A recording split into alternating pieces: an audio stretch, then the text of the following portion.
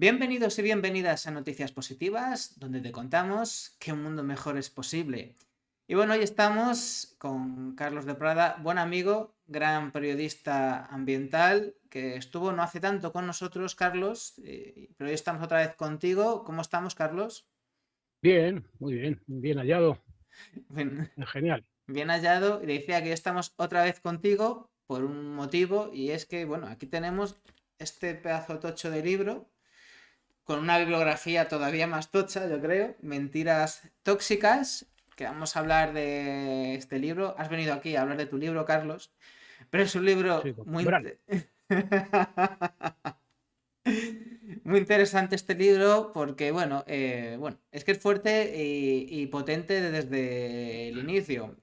Como hemos dicho en la promoción de este programa en redes sociales, además del cambio climático, de la crisis climática, este abuso que hacemos de la naturaleza tiene otras muchas consecuencias, la crisis de biodiversidad, por ejemplo, o, por ejemplo, bueno, la crisis energética que está en todos los lugares. Y otra crisis de la que a veces se habla, pero no lo suficiente, y de hecho se habla de una manera muy parcial, que es la contaminación ambiental, que es el aspecto en el que te has centrado tú en los últimos años. Y tengo que decirte, Carlos, que aunque en tus libros, pues es verdad que das mucha caña, aquí es que directamente das caña desde el inicio, desde el título. Mentiras tóxicas, cómo nos desprotegen las autoridades frente a los tóxicos que nos enferman. Es que el subtítulo es brutal. Entonces, es cierto que siempre has sido crítico, pero ahora directamente es que les apuntas con el dedo a las autoridades. Te pregunto por qué has subido el tono en este momento. Hombre, yo no creo que haya subido el tono, yo que más o menos es el Bueno, mismo, ¿no? desde el Porque es una título. cosa, sí, el título quizás es más claro, ¿no? Pero en realidad es lo que subyace a todo lo que llevo denunciando. He publicado ya 8 libros, ¿no? Sobre contaminación química, ¿no? Ujú. Y en este lo que hago es directamente, pues en lugar de ir por ejemplo, a una sustancia química concreta, o a un grupo de sustancias químicas concretas, ¿no? Pues ir a lo que yo pienso que es el meollo, ¿no? Ujú. Que es el descontrol que existe por parte de las autoridades y la sumisión de estas pues, a una serie de poderes económicos que pesan mucho más con frecuencia en lo que hacen, ¿no? Que la defensa estricta de la salud de los ciudadanos y la defensa del medio ambiente, ¿no? Yo creo que pienso que era un asunto crucial, porque claro, mucha gente piensa que, bueno, que estamos en buenas manos, que puedes confiar en las autoridades y en las empresas, Mm. que si algo está a la venta, pues es que es seguro, ¿no? Que si las autoridades te dicen, por ejemplo, que en las frutas y verduras hay residuos de pesticidas, pero no te tienes que preocupar porque cumplen los niveles legales de concentración y que solamente te tendrías que inquietar Mm. si se superasen esos umbrales, esos niveles, esas concentraciones de residuos de pesticidas, por ejemplo, en frutas y verduras, pues hay gente que piensa que, bueno, que no pasa nada, ¿no? Que todo está perfectamente controlado, todo está perfectamente regulado y yo consideraba que era crucial que la gente estuviera informada acerca de cuál es la realidad.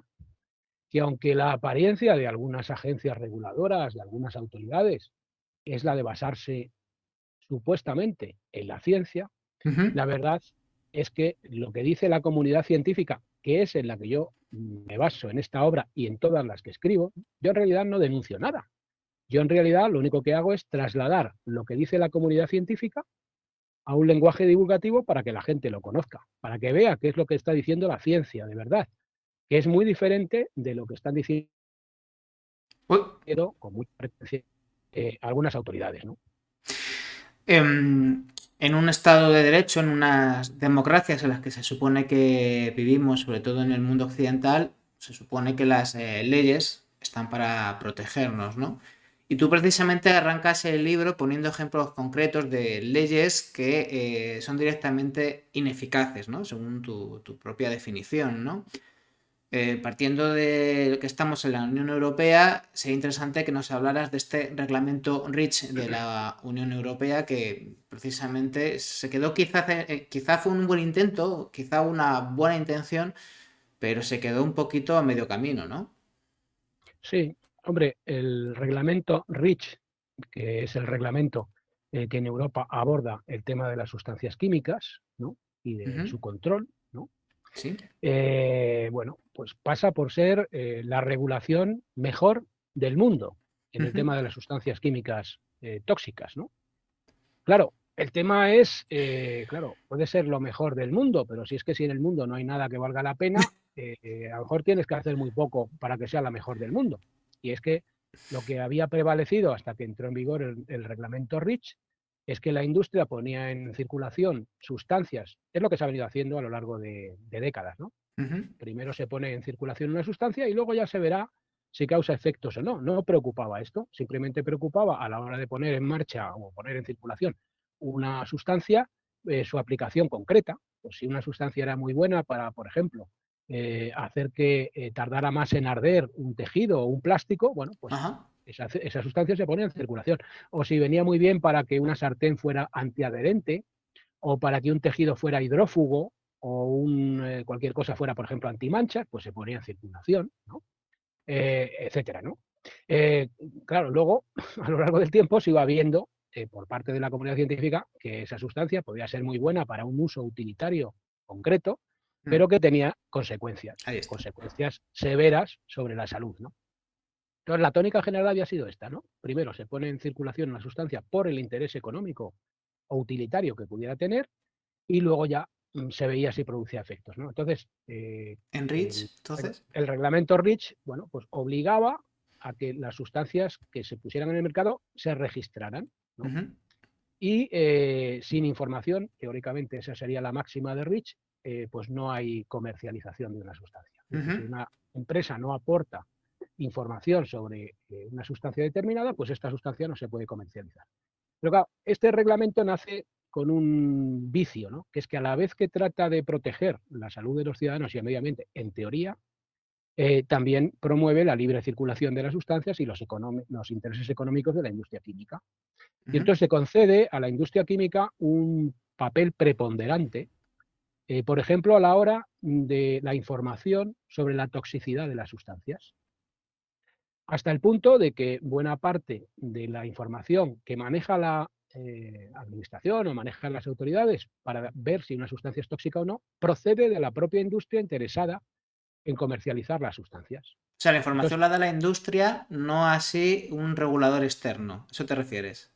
el regulador coge la información que la industria le Ajá. suministra sobre la toxicidad de sus propias sustancias, ¿no? O sea, el propio fabricante o la empresa que quiere comercializar una sustancia elabora un dossier, y en ese dossier, para ver si le autorizan el uso de la sustancia, tiene que dar datos sobre su toxicidad. Ajá. Pero claro, si es la propia industria la que paga a una serie de laboratorios para que generen esos datos, pues existe el riesgo Claro. de que eso pueda sesgarse a favor de la industria, de poder comercializar la sustancia, minimizando, reduciendo, haciendo de menos los posibles riesgos que esa sustancia puede entrañar. Esto es un problema porque, claro, existe lo que se llama el funding effect, del cual hablo en el libro, es el efecto de quién financia Claro. un estudio o una investigación, ¿no?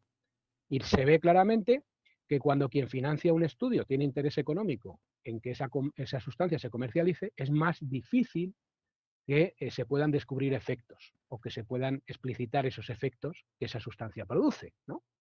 Se ve un gran contraste entre lo que es la ciencia, muchas veces ciencia entre comillas, de la industria, Ujú. que es en la que principalmente se basan las agencias reguladoras para decidir si una sustancia entraña riesgos o no, una gran diferencia con los estudios de la ciencia académica independiente, es decir, la ciencia de verdad, ¿eh? La ciencia que publican las revistas científicas más prestigiosas, la ciencia elaborada por los científicos que saben de disciplinas concretas en los centros de investigación más serios del mundo. Entonces tú miras esos estudios y ves que en comparación con los estudios en los que principalmente se basan las agencias reguladoras, las autoridades, para decir si algo es tóxico o no, esos estudios de la ciencia académica nos alertan de que una serie de sustancias muy numerosas producen efectos, a veces a bajas concentraciones. Sin embargo, como digo, no es precisamente esta ciencia, la ciencia de verdad, en la que se basan principalmente las agencias reguladoras para decidir acerca de lo que es tóxico o Es, no, hasta qué punto es tóxico o no, ¿no? es decir, para hacernos una idea, y como hemos empezado por el ámbito europeo, el nuestro, Es decir, que no hay una obligación, digamos, de un control externo de una agencia europea que se dedicara a evaluar la toxicidad de estas sustancias, sino que se trabaja sobre la información que sobre esas sustancias aportan los propios fabricantes de las mismas. No, a ver, teóricamente habría un agente Ajá. externo o independiente. Teóricamente, por ejemplo, Ujú. la Autoridad Europea de Seguridad Alimentaria, Sí, en teoría, sí, debería ser una agencia independiente. ¿No? sí. Y En evaluaría la teoría, toxicidad. Y evaluaría. en, te- en teoría sería un agente independiente que coge el dossier que la industria prepara, ¿no? Ajá. Sí. Y entonces ve si realmente ese dossier lo ha elaborado bien, si supuestamente evalúa si es riguroso, ¿no? Vale. O sea, teóricamente, Sí. teóricamente, y insisto mucho en el teóricamente, por ejemplo, la Autoridad Europea de Seguridad Alimentaria debería ser independiente y debería evaluar esos datos que la industria le suministra desde una óptica independiente. Es más, también la industria, en teoría, debería tener en cuenta la ciencia académica independiente e incluir estudios de la ciencia académica independiente en esos dosieres para ver si se autoriza o no el uso de una sustancia o lo que sea, ¿no? Pero en la práctica lo que sucede es que dominantemente se tienen en cuenta los datos de la industria Ujú. y miles de investigaciones de la ciencia académica independiente no se tienen en cuenta por las autoridades, como por ejemplo la Autoridad Europea de Seguridad Alimentaria, ¿no? O sea, no está obligada, por así decirlo. No está obligada a tenerlo en cuenta o... En teoría están obligados a tener en cuenta la ciencia de verdad, en teoría, pero es que claro, una cosa es la teoría y otra cosa es la práctica.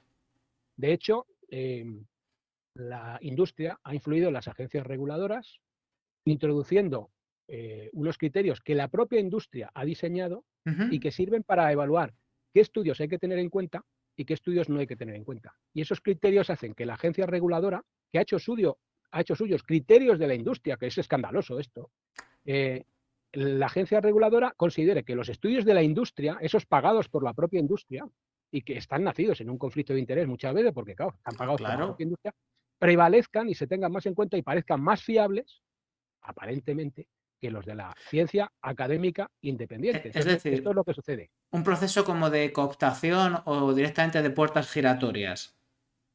Eso es otra cuestión que también se da y que se ha denunciado, por ejemplo, por el Tribunal Europeo de Auditores o por el Defensor del Pueblo Europeo, ¿no? Que son los conflictos de interés en agencias reguladoras como, por ejemplo, la EFSA. Es decir, en los paneles de expertos que tienen que decidir sobre si una sustancia es tóxica o no, aprobarla o no, etcétera, la infiltración de personas que tienen vínculos con la industria. Esto se ha denunciado reiteradamente, ¿no? Madre Luego mía. también se han denunciado en alguna ocasión también puertas giratorias, gente de la industria que entra en las agencias reguladoras, que luego sale de ellas y vuelve a la industria, etcétera, etcétera, ¿no? Otro asunto preocupante es que no solamente las agencias reguladoras, que teóricamente deberían ser independientes y no lo son, tienen estos conflictos de interés, etcétera, Ujú. etcétera, y no solamente se basan fundamentalmente en los datos de la industria, sino que además buena parte de esos datos son secretos. Claro. Es decir, un estudio de verdad, un estudio científico de verdad, se publica en una revista científica. Entonces, al publicarse en una revista científica, ese estudio puede ser revisado por toda la comunidad científica del planeta. Se puede Claro. ver si el estudio se ha hecho bien, si se ha hecho mal, si tiene errores, se pueden refutar o se pueden confirmar los resultados, se puede profundizar en algún aspecto de esa investigación. Pero si un estudio no se publica, si un estudio no se somete a eso, pues no se puede revisar, no se puede. Es decir, es una cosa esencial en los estudios científicos normales que puedan ser revisados por la comunidad científica. Ujú. En cambio, los estudios secretos no pueden ser revisados por la comunidad científica. Es decir, no cumplen un requisito básico de los estudios científicos normales, hasta el punto de que cabe preguntarse si realmente se puede considerar como científico a un estudio secreto. Y eso es un escándalo también. Y Es eso decir, pasa también en Europa, o sea que muchos de los claro, pasa, que claro se que amparan pasa. en derecho comercial, derecho industrial, Sí, protección del las derecho. leyes de Sí. secreto comercial que supuestamente amparan los intereses de las industrias y que permiten que muchos estudios que se tienen en cuenta a la hora de evaluar el riesgo de sustancias a las que nos exponemos todos, ¿eh? Que esos estudios secretos se tengan en cuenta. Pero a ver, ¿cómo puede ser que para algo que atañe a la salud pública, que nos atañe a todos, se utilicen, se tengan en cuenta estudios secretos que no pueden ser contrastados. Bueno, pues esto es una práctica habitual en la evaluación del riesgo de las sustancias químicas tóxicas, ¿no? Es una de las cosas que se denuncian en esta obra, en Mentiras tóxicas, ¿no? Y que es pues realmente escandaloso, ¿no? Y si O sea, esto pasa en Europa, ¿qué pasa en Estados Unidos? Entonces, que tiene una... es, Eso ya es la ley de la selva, entiendo. en Estados Unidos todavía la situación es peor todavía. El poder de la industria es mucho mayor. La capacidad de las agencias que allí debieran controlar esto es menor todavía que en Europa, ¿no? Y no digamos ya en el resto del mundo, ¿no? O sea, la situación es calamitosa. Y hay que darse cuenta de las dimensiones del problema, que es con lo que comienzo precisamente el libro, ¿no? O Sí. sea, el hombre ha producido decenas de miles de sustancias químicas que no existían en la naturaleza. Hasta hace poco se pensaba que había algo más de 100.000 sustancias químicas sintéticas que el hombre había puesto en circulación. Ujú. Sin embargo, una evaluación reciente ha revelado que no, que son más de 3 veces más, que son 350.000 esas sustancias. Y que sobre buena parte de esas sustancias pues no se dispone de apenas de información y que muchas de ellas, decenas de miles, incluso no se conoce ni el nombre de esas sustancias. Entonces cabe preguntarse, si ni siquiera sabemos con claridad cuántas sustancias hay en circulación, ¿qué control existe? Pues si ni siquiera sabes ni cuántas hay, ni de muchas, ni siquiera el nombre, eh, ¿qué toxicidad se ha evaluado? ¿No? Bueno, lo que dice la comunidad científica reiteradamente es que la mayor parte de las sustancias que hay en circulación no han sido evaluadas debidamente acerca de los riesgos que pueden entrañar para la salud o el medio ambiente. Y se Ese usan, es sin un hecho. embargo, se pueden usar. Sí, claro, se utilizan y no se han estudiado. Por otra parte, hay que darse cuenta, estamos hablando, como comento, de 350.000 sustancias, ¿no? A veces el evaluar la toxicidad de Claro. una sola sustancia puede llevar muchísimo tiempo, máxime cuando la industria luego pone en circulación informes contrarios que sirven para retrasar la toma de medidas, etcétera, ¿no? Y cuando las agencias reguladoras suelen hacer más caso de la industria y de los datos de la industria que de los de la ciencia de verdad. Entonces, si para una sola sustancia, para evaluarla, para regularla, pueden pasar a veces décadas, pues si estamos hablando de decenas de miles de sustancias, ¿no? Pues nos damos cuenta de las proporciones de la cuestión, ¿no? O sea, son unas proporciones enormes, es muy difícil controlar esa cantidad de sustancias químicas. Cada año, además, se introducen miles de nuevas sustancias químicas en el mercado. Y luego, además, también hay otro dato que es el dato del volumen de química sintética que está en circulación. A lo mejor en 1930 el dato Ujú. es que había en el mundo, se producían anualmente 1 millón de toneladas de química sintética. En el año 2000, ese millón de toneladas de química sintética se había convertido ya en 400 millones de toneladas. Entre el año 2000 y el 2010 el negocio químico se duplicó. Madre. Consiguientemente también creció el volumen de toneladas. Del 2010 al 2020 ha seguido igual y la tendencia futura es que el volumen de química sintética siga creciendo. Es decir, es algo de unas proporciones ingentes, ¿no? Es algo inmenso. Algo inmenso y dada la magnitud del problema y la falta de regulación, bueno, más que falta, habría que preguntarse quién controla a quién, como dices tú en tu libro, ¿no? A ver si no Sí. va a ser al revés, si no es la industria la que controla a los reguladores, entonces. Sí, no, más bien es más que la industria controlara, o sea, más que las agencias reguladoras, como debieran, Mm. regular o controlar a la industria, es más bien la industria la que tiene control, en buena medida, sobre las agencias reguladoras. Mm. Hay que darse cuenta que la capacidad de influir de la industria, o sea, por ejemplo, en Bruselas, que es donde se adoptan muchas medidas, ¿no?, que nos afectan a todos, hay miles de lobistas, o sea, miles de personas contratadas por la industria para influir en la política europea. Estos lobistas se introducen en el Parlamento Europeo, están allí como Pedro por su casa. O sea, hay más lobistas Sí. que parlamentarios, Yo he estado que ahí alguna vez en el eurodiputados. Parlamento Europeo y me lo comentaron el primer día que estuve, en mi primera visita, que hay una oficina de hecho para los lobbies y que los lobbies están ahí todo el día. Claro, Todo el entonces día. la capacidad de influencia de estas grandes empresas multinacionales químicas sobre la política es muy superior a la que pueda tener la comunidad científica. La comunidad científica no tiene esos lobbies, no tiene esos medios ni esos recursos, ¿no? Entonces influye más la industria, y un dato que ya daba antes es que los propios sistemas, métodos que se utilizan para determinar el riesgo de las sustancias, buena parte de ellos, que también lo cuento en el libro, han sido diseñados por la propia industria y son los que aplican las agencias reguladoras. O sea, las agencias reguladoras están aplicando unos sistemas que ha elaborado la propia industria. Claro, la industria habrá elaborado unos sistemas que de alguna manera, claro, le favorecerán, ¿no? En que no se restrinjan una serie de sustancias, ¿no? Se Esto es puede, lamentable. se puede decir de alguna manera que en lugar de basarse en el criterio científico, es al revés. O sea, que de alguna manera esta batalla por los intereses económicos de estos lobbies también es una batalla contra la ciencia. Sí, de hecho, uno de los capítulos del libro, muy amplio, se titula así, ¿no? Una batalla contra la ciencia. De hecho, la ciencia se queja amargamente de que no está siendo escuchada en la regulación de las sustancias químicas. Un ejemplo de ello es, por ejemplo, un grupo muy amplio de sustancias que preocupan mucho ahora mismo a la comunidad científica, que son las sustancias que alteran el equilibrio hormonal, Ujú. lo que se llaman disruptores Sí. endocrinos. Son sustancias a las que nos exponemos todos, y que pueden actuar a niveles muy bajos de concentración. Bueno, pues por ejemplo, la Endocrine Society, Ujú. que es la sociedad endocrina, la entidad mundial de referencia en el ámbito de las enfermedades que tienen que ver con las hormonas, con premios Nobel, miles de científicos metidos en la Endocrine Society, o, por ejemplo, también hace poco, la Sociedad Europea de Endocrinología, que agrupa más de 40 sociedades nacionales de toda Europa de endocrinólogos, pues reiteradamente están pidiendo que se base en la ciencia la regulación de estas sustancias, porque no se está basando debidamente en la ciencia. Incluso la propia OMS, en el año 2012, en los informes que hizo sobre sustancias disruptoras endocrinas, decía que los sistemas de test que se están utilizando para evaluar el riesgo de estas sustancias no sirven adecuadamente para evaluar ese riesgo, ¿no?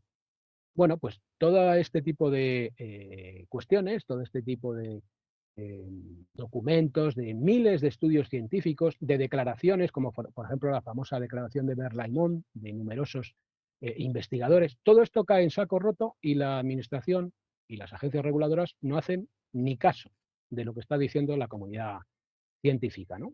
Pues esto es algo realmente muy preocupante, ¿no? En algún momento se tendrá que hacer caso. Lamentablemente, con este tema de las sustancias químicas tóxicas, no sucede como, por ejemplo, con el tema del cambio climático. El tema del Claro. cambio climático está más asumido, se habla mucho más de él, pero el tema de las sustancias químicas tóxicas, que probablemente tiene una importancia comparable, si no superior, por los efectos al cambio climático, pues bueno, hay mucha gente no sabe que este problema existe siquiera, ¿no? Y bueno, pues impunemente no se hace caso de lo que está diciendo la comunidad científica. Carlos, en este libro abordas cuestiones que es verdad que ya se ha hablado de ellas en otros libros. Aquí profundizas o si quieres eres muy crítico, aunque siempre lo has sido, pero para mí quizá la gran novedad respecto a otras obras es que también profundizas mucho en alguna de las principales deficiencias que tiene este sistema y en concreto te centras en el tema del efecto cóctel, que quizás es una de las, ya te digo, para mí no sorpresa, porque si te han ido siguiendo, si hemos leído tus libros y tus artículos, pues no nos extraña que pasen estas cuestiones, pero desde luego el efecto cóctel nos sitúa en una dimensión del problema todavía más grave si cabe, porque estamos hablando de, bueno, que es que no sabemos hasta dónde llega la gravedad del asunto, ni tan siquiera mínimamente, porque nos sitúa, ya te digo, en una dimensión de algo que yo creo que ni se ha estudiado debidamente casi nunca, ¿no? Cuéntanos este efecto cóctel en qué consiste. Bueno, dentro de todas estas deficiencias que tienen los sistemas oficiales de evaluación del riesgo, ¿no? De las sustancias químicas tóxicas, ¿no? Pues hay una serie de hechos que nos muestran nítidamente, y a cualquiera, aunque no entienda nada de estas cuestiones, el sinsentido, ¿no? De estos sistemas de evaluación del riesgo, ¿no? El tema del efecto cóctel es particularmente claro, ¿no? El sistema de evaluación, los sistemas de evaluación del riesgo oficiales que se aplican, a las sustancias a las que nos exponemos diariamente, bien sea, por Ujú. ejemplo, residuos de pesticidas en la alimentación, bien sea tóxicos a los que nos podemos ver expuestos por el empleo de ciertos productos de limpieza, ambientadores, insecticidas domésticos, la presencia de plásticos, etcétera.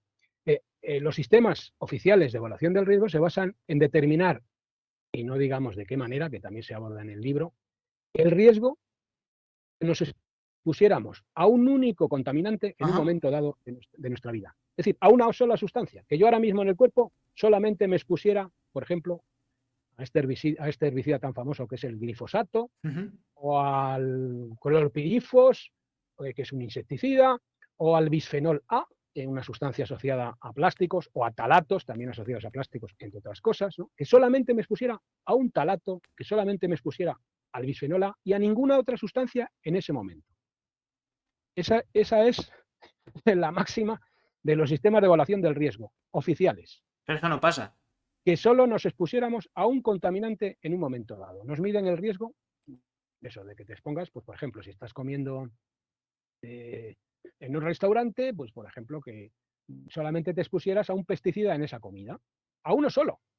Pero ¿qué pasa? Que es que en una sola fresa puede haber 10 Mm. pesticidas a la vez, o en un melocotón, o en una pera, o en una manzana, en una sola pieza de fruta. Pero es que además, claro, en la ensalada puede haber, pues a la lechuga, por su parte, pues algún otro pesticida diferente del anterior, los anteriores, en el maíz, si hay en la ensalada maíz, y luego en el pescado que te comas, si te comes pescado, pues puede ser que haya mercurio, o si te Claro. comes carne, puede ser que haya dioxinas. Es decir, en un solo momento, eso sin contar otros contaminantes que pueda haber en el agua o que pueda haber en tu organismo por otras vías de exposición. En un solo momento, cualquier persona se expone a múltiples contaminantes y se sabe que sustancias que aisladamente Ujú. parecen no producir un efecto, cuando están juntas, pueden producir un efecto que puede llegar a ser cientos de veces superior. Bueno, pues esto no se evalúa en la evaluación del riesgo oficial, del riesgo químico de las sustancias tóxicas. No se evalúa. O No sea, se tiene en cuenta. se está evaluando el riesgo de una situación inexistente en la vida real, que es que solamente te expongas a una sola sustancia, cuando en la vida real te expones simultáneamente a múltiples sustancias que pueden tener un efecto muy Claro. diferente del de las sustancias aisladas. Solamente esto, solamente el efecto cóctel, echa por tierra la apariencia de seguridad que con tanto aplomo nos tratan de trasladar autoridades como la Autoridad Europea de Seguridad Alimentaria, ¿no? Por eso, para mí, esta es como la gran novedad. Claro, evidentemente, quizá antes no lo he expresado del todo bien, porque sí que se investiga por la ciencia de verdad, pero no se tiene en cuenta, digamos, por los criterios de las autoridades para determinar si un alimento es seguro o, bueno, sí, o si una exposición a una sustancia es segura, ¿no? Porque por mucho que la ciencia oficial sí que está estudiando estos efectos, o estudia incluso que sustancias que por sí solas no provocan nada, en conjunto, actuando juntas, sí que provocan efectos, pero en cambio estos criterios que en la ciencia oficial están, no han llegado, y hasta el peligro, no se contemplan, digamos, en estas medidas que se supone son para protegernos, ¿no?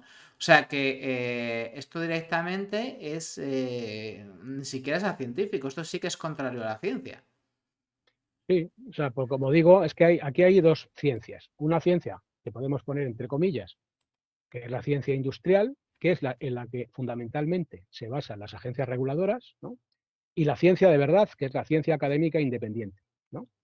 Esta ciencia académica independiente sobre sustancias disruptoras endocrinas ha Ujú. generado decenas de miles de estudios científicos que nos alertan de los riesgos. Lo que sucede es que buena parte de esos miles de estudios científicos se arrojan a la papelera. O sea, Mm. de alguna manera dicho, ¿no? Es decir, no se tienen en cuenta debidamente. Se tienen en cuenta de manera dominante los datos, los estudios, como digo, muchas veces secretos, que genera la propia industria. Es que esto es algo increíble, ¿no? Y luego también en el libro aporto otra serie de cosas todavía aún más claras, ¿no? Que nos muestran cómo las autoridades nos pueden estar diciendo que es seguro algo que no lo es. Por ejemplo, la mera constatación de las numerosas sustancias que ahora están prohibidas y que hace 2 días, como quien dice, pues las autoridades, con todo el aplomo impresionante que acostumbran, nos estaban diciendo que eran seguras. Hace no mucho, por ejemplo, Ujú. yo me acuerdo, en los champús para niños Sí. había lindano, ¿no? Mm. Hace no tanto. ¿Eh? Bueno, el lindano está ahora entre las sustancias consideradas más peligrosas, asociada a varios tipos de cáncer, etcétera, etcétera. Disruptor endocrino. Bueno, a nadie se le ocurría ahora decir que es seguro. Bueno, pues es que hace nada, con todo el aplomo del mundo, las autoridades nos decían que era seguro y estaba permitido. Pero es que Seguro. el caso del lindano es uno, pero es que si uno mira los listados de sustancias ahora prohibidas, que hasta hace nada nos decían que eran seguras, o sea, es un hecho que nos pueden estar diciendo con todo el aplomo y toda la aparente seguridad del mundo que una sustancia no plantea problemas sin que sea cierto, ¿verdad? Otro dato, Ujú. pues por ejemplo, la diferencia que hay entre las concentraciones que se consideran seguras en un país y en otro. Por ¿Y qué pasa? ejemplo. Que cuando cruzas, pues se ve, por ejemplo, en distintos talatos o en Ujú. distintas sustancias o en el bisfenol. Según ibas de un país a otro, podías encontrarte en una zona del mundo que había una concentración que te decían que era segura, ¿no? Y en otro país otra. ¿Qué pasa? ¿Que el organismo humano es diferente o que es más tóxico una sustancia siendo la misma en un país que otro? No. Claro. Simplemente que en un país a lo mejor se tiene más en cuenta la comunidad científica que en otro. ¿No? Otro dato, y este muy relevante, hablamos yo creo hace no mucho de ello, el tema, por ejemplo, del Sí. bisfenol A, Sí, sí. Eh, un tóxico mm. sobre el cual se ha venido acumulando evidencia científica durante más de 20 años, sin que las autoridades hagan ni caso a lo que estaba diciendo la comunidad científica. ¿No? Bueno, ahora finalmente parece que por fin van a hacer caso. En el año 2015 Ujú. se rebajó lo que se consideraba seguro de bisfenol A, desde 50 microgramos por kilo de peso corporal y día hasta 4 microgramos de peso corporal por día.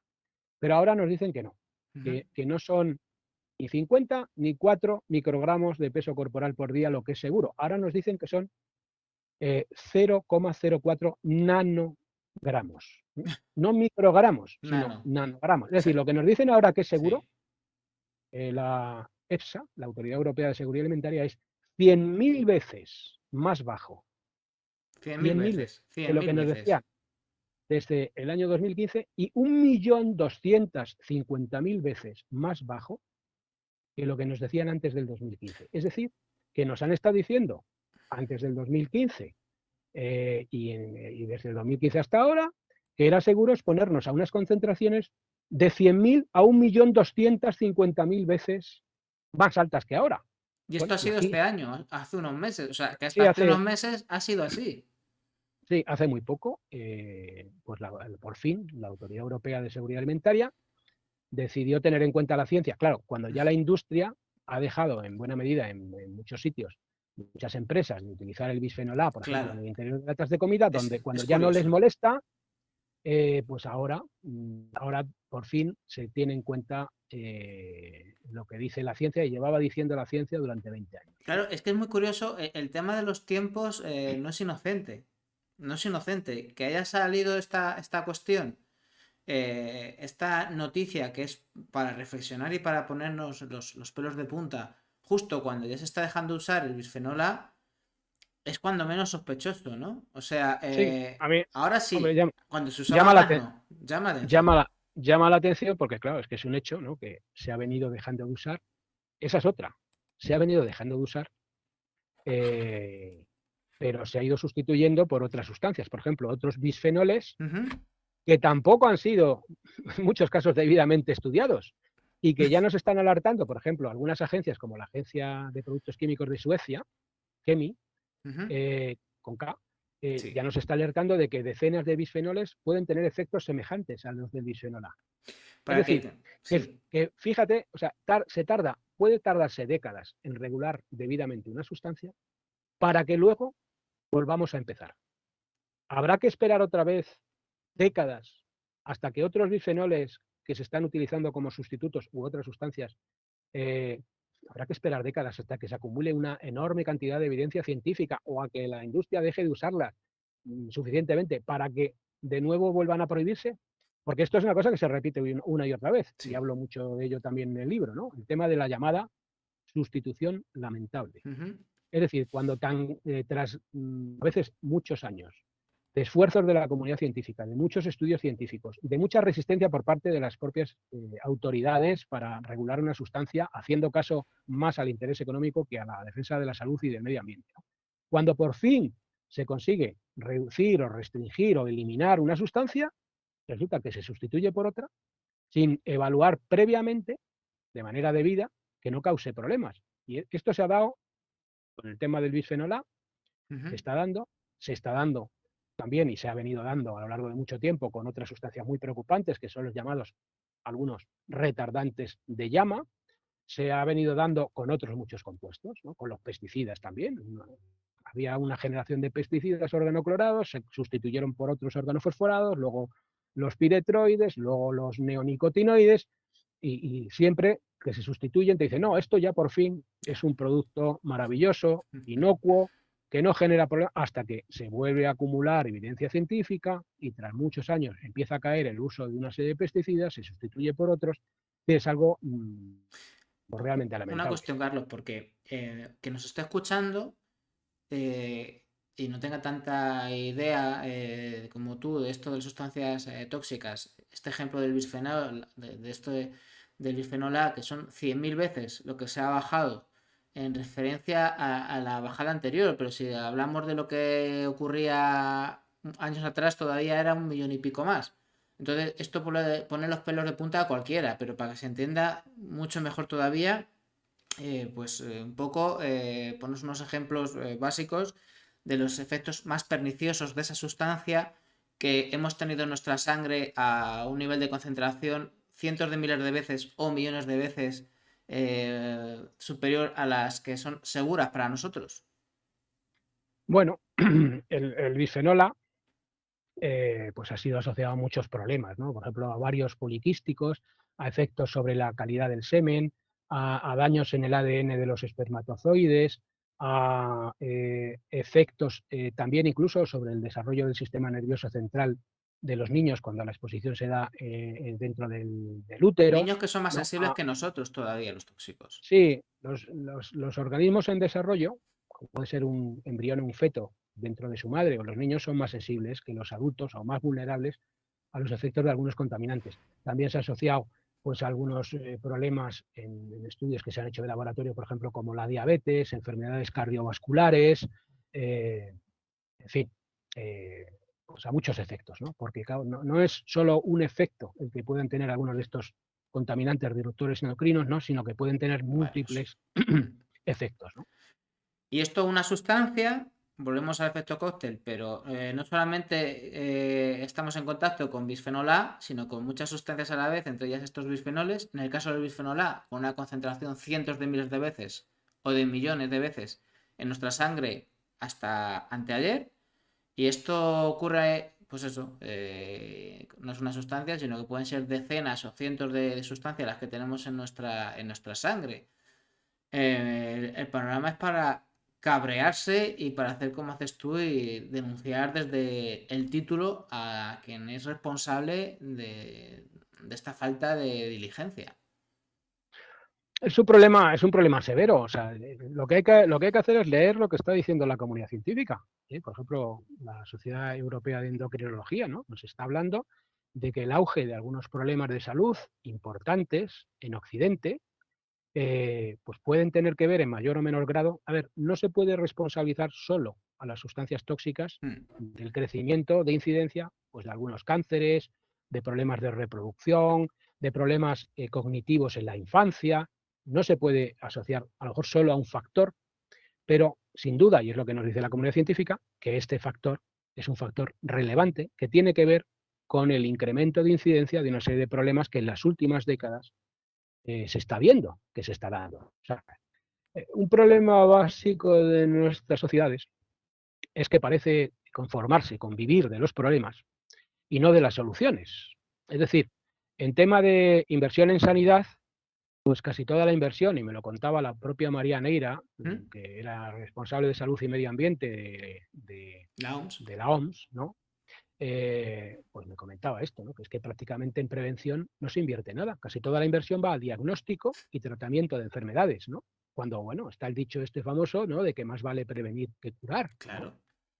Estamos viendo que crece la incidencia del cáncer. En el 2000, no sé si recuerdo si era en el 2000, eh, recuerdo si era en el 2012, en qué año, la OMS sacó un dato sobre lo que se esperaba, la previsión que había de crecimiento de incidencia del cáncer. Y decía que en 15 años el número de casos de cáncer iba a crecer un 75%. Ya ves. Bueno, y esa tendencia se ha venido dando a lo largo de las últimas décadas también, ¿no? Entonces, bueno, aquí estamos viendo que crece espectacularmente el número de personas que a lo largo de su vida desarrollaron un cáncer. Estamos viendo que crece el número de personas que tienen problemas de fertilidad Sí, de manera mucho. espectacular. O sea, la población masculina occidental tiene muchísimos menos espermatozoides que se tenían hace unas décadas. Estamos viendo que crece el número de casos de cánceres hormonodependientes, Diabetes, alérgicos. de diabetes, de casos de alergia. Antes casi nadie tenía alergias, ahora casi un porcentaje muy importante de la población tiene distintos tipos de alergia, enfermedades autoinmunes. Bueno, eh, y bueno, parece como que no importa la causa de las cosas, ¿no? O sea, como si lo único que importara es diagnosticar y tratar a legiones crecientes de enfermos crónicos, ¿no? En lugar de atacar las causas. Y entre esas causas, no es la única, como comento, y además muchas de estas enfermedades son multifactoriales en cuanto a sus causas, pero una de ellas, en mayor o menor grado, según la enfermedad, es el tema de la contaminación química. Bueno, pues no se actúa. Vamos a Estamos estas viendo que, soluciones. Vamos a hablar entonces de soluciones. Has hablado de prevención. ¿Cómo habría que actuar entonces? Precisamente. bueno, hombre, lo primero que sería esperable es que en algún momento las autoridades, que teóricamente deberían defender el interés público, pues defendieran el interés público y no el interés privado y muy privado de algunas grandes compañías, por ejemplo, ¿no? Eso sería algo, desde luego, de esperar, ¿no? Sí. Sustrayéndose a las presiones que puedan recibir y demás, ¿verdad? Pero en tanto en cuanto pues no se da esto, o no se da de la manera debida, probablemente si no hubiera regulación, incluso la norma REACH y con todo lo mejorable que sea, eh, pues sería la situación peor. Es decir, algo a lo mejor se ha conseguido, eliminar algún tóxico tarde y mal y tal, y alguno, o sea, muchas sustancias se han prohibido. Lo que pasa es que no está a la altura de las dimensiones Del colosales problema. del problema, ¿no? Exacto. Pero en tanto en cuanto no se alcanza un nivel de compromiso y de acción debido por parte de las autoridades y de las empresas, pues los ciudadanos pueden hacer mucho. Y a veces con cosas muy sencillas. Por ejemplo, si una persona en lugar de consumir productos alimentarios convencionales, producidos con agricultura industrial basada en la química sintética, Mm. pasa a consumir productos ecológicos, hay estudios que muestran que en cuestión de pocos días caen espectacularmente los niveles de residuos de pesticidas en sangre o de los metabolitos de estos residuos de pesticidas en sangre o en general en la orina se miden, ¿no? En el organismo, ¿no? Sí. Bueno, pues esto es una medida. Ahí simplemente con eso ya se está reduciendo la exposición a esos contaminantes químicos, ¿no? Luego, si una persona, en lugar de utilizar indiscriminadamente infinidad de productos de limpieza diferentes en su casa, sin plantearse toda la cantidad de centenares de posibles sustancias químicas que está metiendo ahí, que no sabe ni cuáles son ni los efectos que tienen, si en lugar de eso, pues hace pues se plantea racionalmente si es preciso o no utilizar esos tantos productos de menor cantidad, o utiliza productos de limpieza ecológicos que no contienen una serie de sustancias, o para algunas labores de limpieza, simplemente utiliza vinagre, bicarbonato o limón, como hacían nuestras abuelas, pues ya está reduciendo también en su casa pues, una serie de posibles contaminantes que podrían eventualmente, a lo mejor, afectar a su salud. O Mm. si a lo mejor piensa, oye, en lugar de utilizar un ambientador determinado, pues de estos sintéticos, algunos de ellos pueden contener alguna sustancia preocupante, pues a lo mejor hay otras opciones mejores en la casa, o ventilar mejor el hogar, Claro. o usar un insecticida doméstico o no usarlo. ¿Hay alternativas? Pues hay alternativas al uso de insecticidas domésticos y con eso estás reduciendo los tóxicos a los que te puedes exponer. Sí, hay alternativas prácticamente para todo. A lo mejor no puedes reducir todos los contaminantes a los que te expongas, pero si reduces bastante, pues ya le estás dando cierta tregua al organismo para que se pueda defender de los posibles efectos que estos contaminantes puedan tener. Siempre con la cabeza fría. O sea, yo no soy amigo de alarmar en exceso, ni desde luego de que alguien caiga en hipocondrias y cosas No. semejantes. Es decir, estas cosas hay que tomárselas templadamente, con la cabeza fría, pero sobre todo informarse. Es muy importante informarse a través de fuentes independientes y rigurosas, no de cualquier cosa por Internet, que también puede ser alarmante. El que te expongas a un contaminante o a un conjunto de ellos ni siquiera quiere decir que Ujú. vayas a desarrollar un problema. Mire, Claro. hay que adoptar una posición fría. Uno se puede exponer a muchos contaminantes y vivir un montón de años sin ningún problema. Pero lo que nos dice la ciencia es que se incrementa el riesgo. Entonces, bueno, de manera racional, pues parece razonable, ¿verdad? Hacer lo posible por reducir la exposición innecesaria a una serie de contaminantes que han sido asociados por la ciencia a un incremento de riesgo de esos problemas de salud que hemos comentado, u otros. Estamos ya terminando la entrevista. Una entrevista que desde luego ha sido extensa y de muchos datos, más allá que todavía en este libro Mentiras tóxicas. Y es un trabajo que todavía es más amplio. Pues está tu campaña Hogar sin Tóxicos, está tu labor en el FODESAM. Eh, Creo que es interesante que des algunas de estas pistas para las personas que estén interesadas en, bueno, en cómo tener una vida lo más sana posible, lo más descontaminada posible. Entonces, ¿cómo podemos ampliar esta información que nos has dado hoy? Aparte de Bueno, leyendo Mentiras Tóxicas. hombre, lo prioritario, el cometido del libro Mentiras Tóxicas es fundamentalmente hacer que la gente abra los ojos y genere un espíritu crítico, ¿no? Que no confíe ciegamente en lo que le digan las autoridades, porque, bueno, porque una autoridad sea autoridad, o sea, quiere decir que tenga necesariamente la razón, ¿no? Y que esté dando datos ciertos, ¿no? O sea, la única autoridad real es la autoridad del conocimiento. Entonces es muy importante que la gente, en lugar de delegar en otros el conocimiento y confiar a ciegas en la institución que sea, pues tenga unos mínimos parámetros sobre una serie de asuntos importantes que pueden afectar a su salud y a lo de los suyos, ¿no? Entonces, muy importante si pueden hacerse con el libro Mentiras Tóxicas, ¿no? Luego, en la web de Hogar Sin Tóxicos, ¿no? www.hogarsintóxicos.org, pues también hay mucha información sobre alternativas que se pueden adoptar para reducir la exposición cotidiana a contaminantes químicos, ¿no? Y bueno, con estos parámetros, pues yo creo que si uno empieza a profundizar en estos asuntos, pues bueno, puedes finalmente acabar teniendo una vida más sana, ¿no? Que es lo que fundamentalmente yo deseo, y no solamente ya de salud humana, sino también de salud del medio ambiente, porque todos estos contaminantes también tienen unos efectos serios sobre asuntos como, por ejemplo, la diversidad biológica, ¿no? Así es.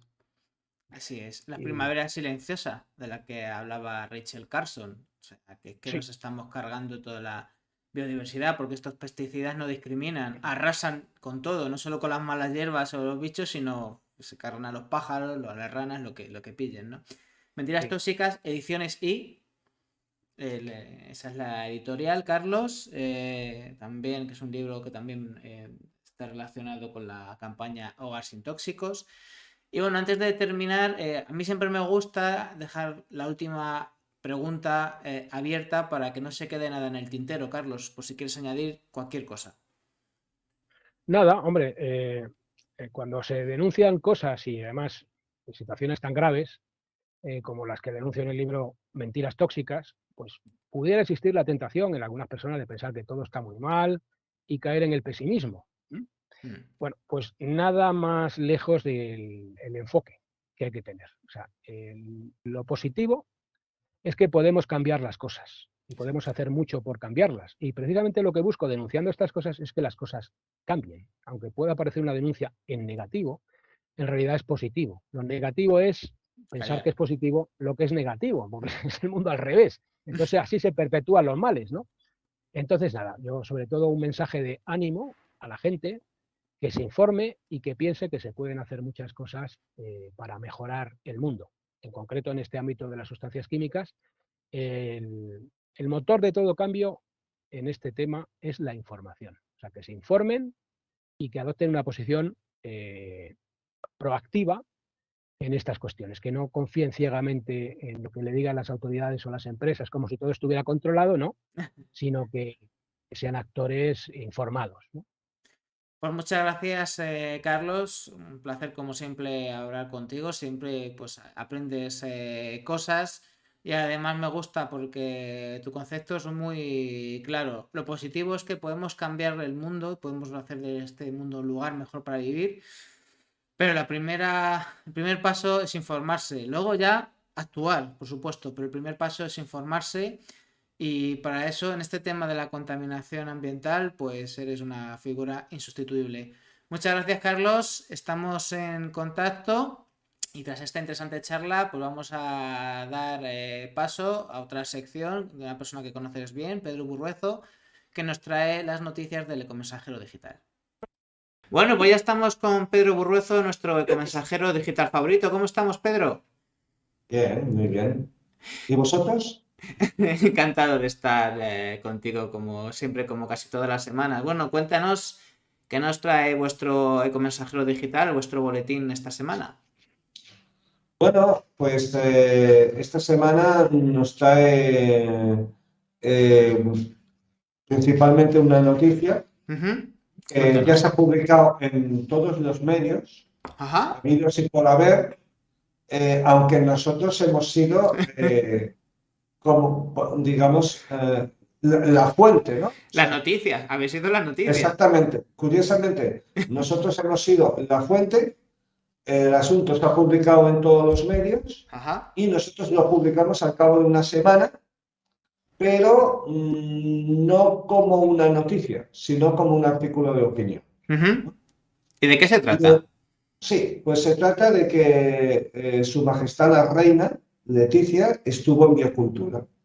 Estuvo el último día Ajá. y solo le faltaban las zapatillas y la bata, porque vino de estar por casa, vino completamente sencilla, evidentemente con sus guardaespaldas y tal, pero vino que, vamos, que les voy a contar una anécdota Cuenta, que cuenta. es graciosa, ¿no? Bueno, como el público ya sabe, pues yo soy músico y además, pues, concretamente en biocultura, pues me encargaba de organizar, de coordinar una sala que se llama el Manicomio, en la que pasaban muchas cosas, ¿no? Sí. Y el domingo por la tarde, pues, tocaba un grupo de música medieval y entonces, pues, que se llama Musicantes, y entonces estábamos aquí organizando todo, el concierto, en fin, yo me ocupo coordinando a los técnicos, en fin. Entonces la chica del grupo dijo, viniendo para aquí me ha parecido ver a la reina. Y entonces, sí, y entre el público y tal, ¿no? Y entonces, pues alguien, no sé si era un técnico o un compañero suyo, músico, dijo, ¿cómo vas a ver a la reina, tía? Es imposible, y menos ahí entre el público de cualquier manera y tal, ¿no? Claro. Pues no, no es imposible porque en biocultura pasan muchas cosas que son imposibles para el mundo normal, pero que en biocultura las hace posibles, ¿no? Bueno. Entonces, la noticia que hemos publicado no es una noticia exactamente, es un artículo de opinión al respecto de la presencia de Su Majestad la Reina en biocultura, ¿no? Y entonces, pues, es un artículo de opinión mío, en este caso, y en el que hago una reflexión que yo creo que es interesante para las personas que te siguen y para el mundo mundial, en realidad.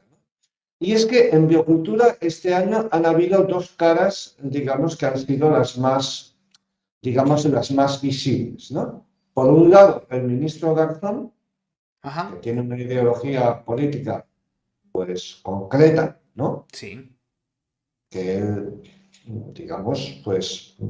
No es de rey, no es muy de reinas y de reyes, digamos así. Exactamente, ¿no? Pero por otro lado, también ha estado Leticia, ¿no? Eso está muy Que, bien.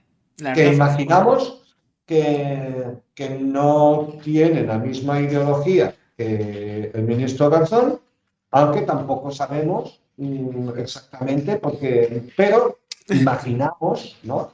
Bueno, que ahí habría mucha tela que cortar, ¿eh? Que siempre se ha dicho que ya procedía del Colegio del Ramiro de Madrid, que siempre donde vienen estudiantes y tal.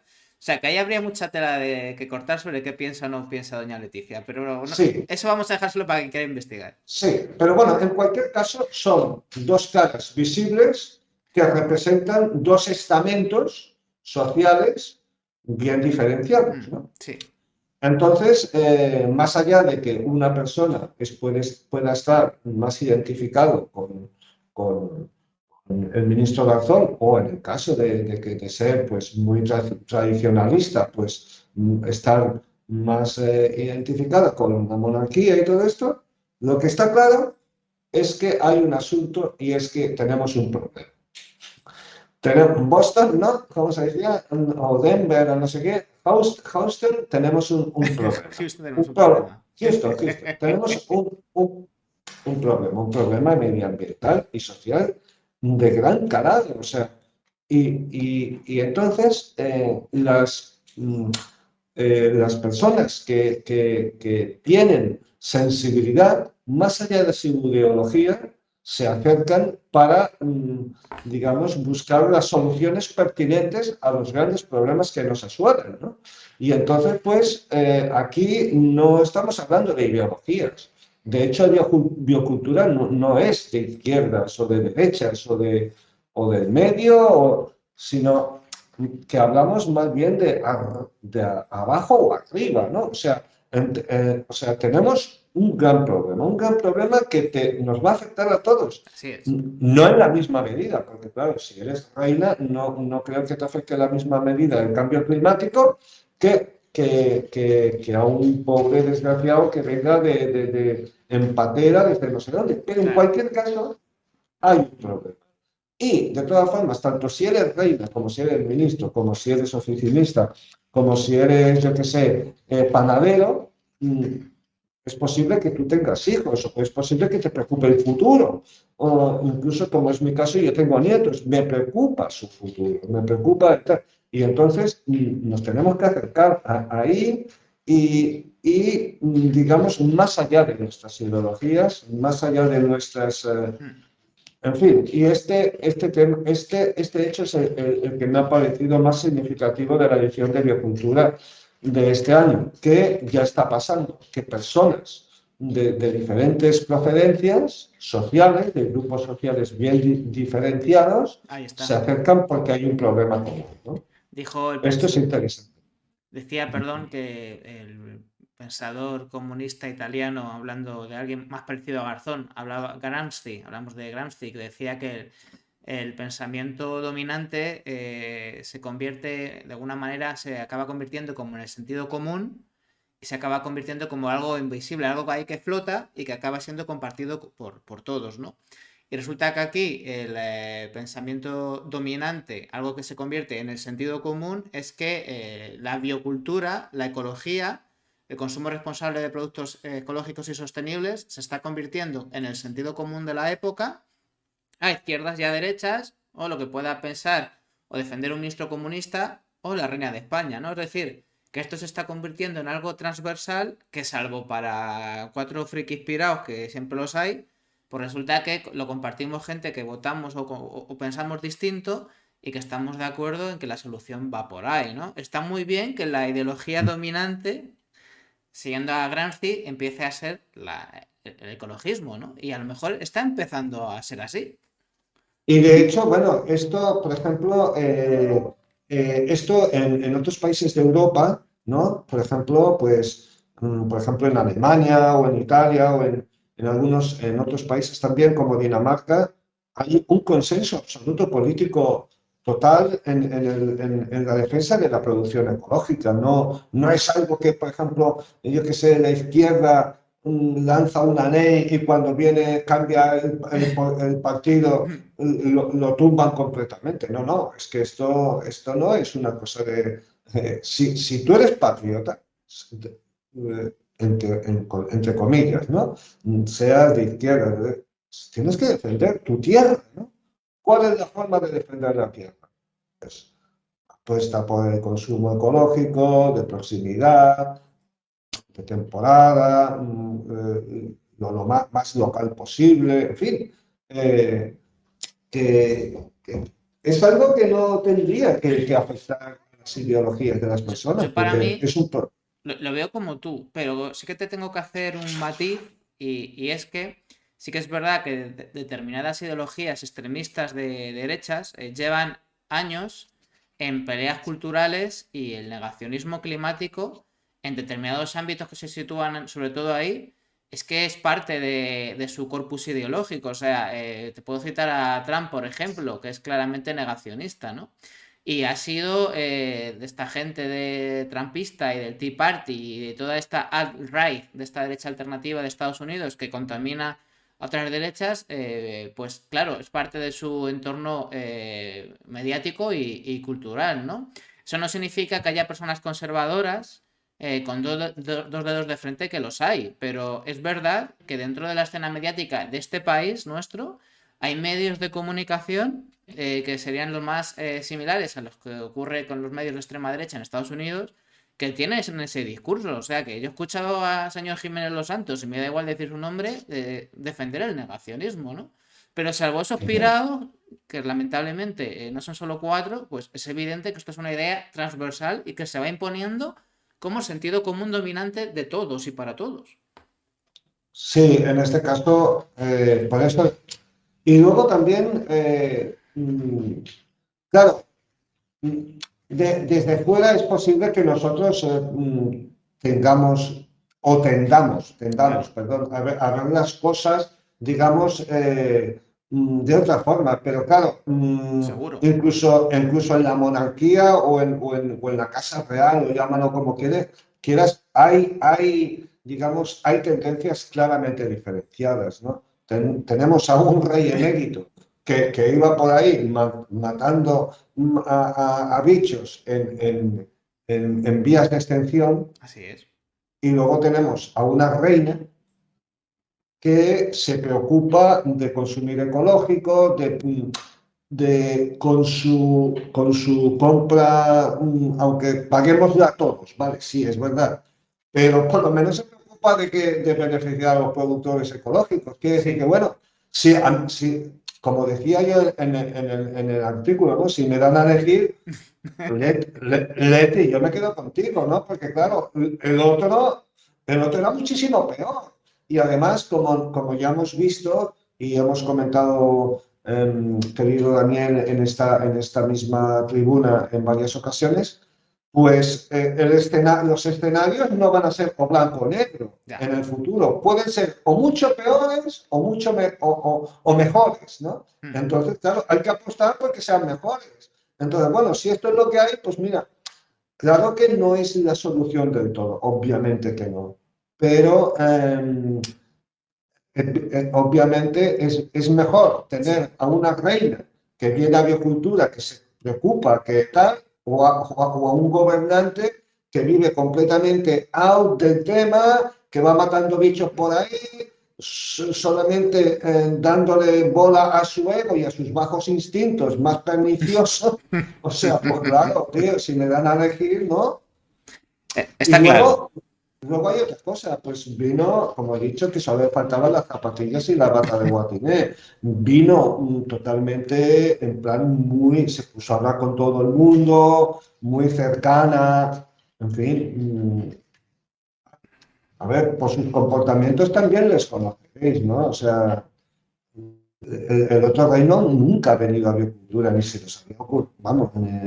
Eh, entonces esta señora viene incluso por su cuenta. O sea, quiero decir que, bueno, no sé, es un detalle, ¿no? Está Claro muy que, bien. no Mira, sé. uno tiene que intentar mejorar el mundo con las herramientas que tiene. Y si mañana Leticia, la reina, sale comiendo un producto de cualquier productor ecológico que no vamos a nombrar, o en un año o en dos inaugurar la biocultura, ya vamos a ponernos a soñar, pues eso evidentemente sería muy positivo para el cambio, para que el mundo no sea ni blanco ni negro, sino verde, ¿no? Entonces, como hay que aprovechar todas las herramientas del sistema y esto está muy bien que nuestros gobernantes tengan que asumir que el nuevo sentido común es ecológico, pues creo que está clarísimo, ¿no? Y ya está, o sea, es que Es que hay que Bueno, verlo así. y aparte he empezado diciendo que ella, digamos, estuvo comprando, Qué guay. en muchos, en algunas stands y que luego esto ha salido en todos los medios habidos y por haber, pero no solamente del corazón, ha salido en diarios rotativos normales, en medios informativos audiovisuales, en todo. Es evidente que esto beneficia al sector ecológico. Exacto. Aunque no seas monárquico, aunque seas de la izquierda, aunque te la refancinfle la monarquía y lo que de ella deriva, pero beneficia al sector Exacto. ecológico. Hay que ser Y, generosos y hay que ser abiertos y hay que entender que las cosas tienen todas sus dinámicas y creo que y- está claro. y luego hay un detalle que también entra dentro de, digamos, bueno, del morbo, ¿no? Todo eso, ¿no? Que A bueno, ver. que yo me he encontrado con mucha gente bueno, con algunas personas en biocultura que pongo la mano, que están todo el día cagándose en la monarquía, pero que estaban súper contentos de tener una foto con Leticia, Hombre, claro. ¿sabes? Entonces, bueno, también no deja de ser anecdótico y gracioso, ¿no? Pero bueno, gracioso por una vez en un punto positivo. El punto negativo, y ya con esto acabamos porque no quiero tal, pero es verdad que muchos de los medios que han hablado de que Leticia vino a Biocultura a hablar perdón, a consumir alimentos ecológicos, alimentos y otros productos, pues en general no hablan Ya. de alimentos ecológicos si no hay una reina por medio, ¿no? Y tampoco hablan de las consecuencias perniciosas, negativas que tiene la alimentación convencional en la población de las personas, en la población española. Pero bueno, Bueno, poco a poco, Pedro, pero lo que está claro que ha sido una gran embajadora, que aporta algo positivo a la causa y que es verdad que hay que ser generosos, que no podemos mirar el mundo con orejeras independientemente de lo que pensemos, porque el mundo es muy complejo y muy lleno de ya lo matices y creo. esto hay que saludarlo, porque es así, es que el mundo es muy complejo. Muy complejo, mucho, mucho, muchísimo. Y antes de terminar, que ya sé que en breve tenemos que terminar esta sección, pero simplemente un par de palabras. Has hablado del manicomio, que es que mucha gente habrá dicho, ¿qué es esto del manicomio? Un apunte rápido, porque ha llegado para Ah, quedarse, entiendo, el manicomio, ¿no? pues sí, sí, sí, el manicomio es la sala una de las salas de biocultura, hay muchas salas que pasan muchas cosas, una sala concretamente dedicado a toda la actividad cultural de biocultura, que es evidente que en biocultura pasan muchas cosas, pero también tiene que haber la parte cultural porque hay un deseo del público y porque además es biocultura, o sea, es que sin cultura no hay, en fin, no hay nada. Y bueno, pues nada, estaremos pendientes de las próximas secciones de biocultura, las próximas visitas de la reina y de este manicomio que ha llegado para quedarse como una nueva propuesta cultural dentro de biocultura. Y nada más, Pedro, pues encantado de hablar contigo otra semana más. Aquí estamos y bueno, pues simplemente recuérdanos cómo podemos acceder a estas noticias del Ecomensajero Digital. En vidasana.org, vidasana.org, ahí te puedes suscribir gratuitamente.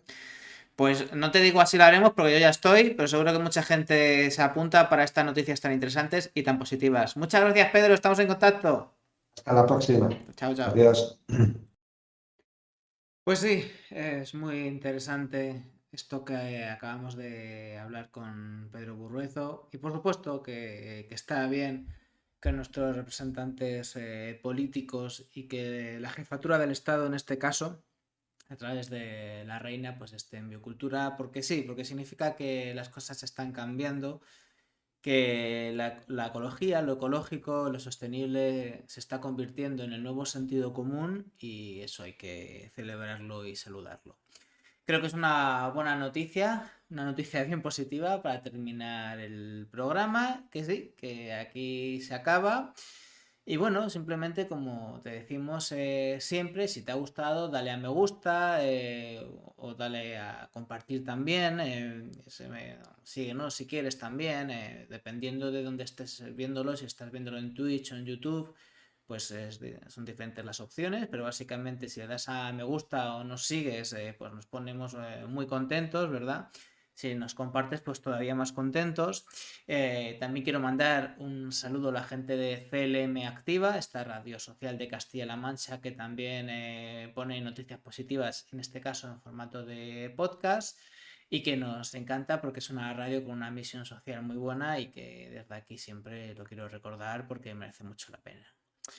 Y nada más, si te ha gustado, como te digo, pues me encanta que te haya gustado. Si no, pues intentaremos mejorar. Y en todo caso, y hasta que nos volvamos a encontrar la semana que viene, pues simplemente que la vida te llene de noticias positivas todo el rato. Nos vemos, chao.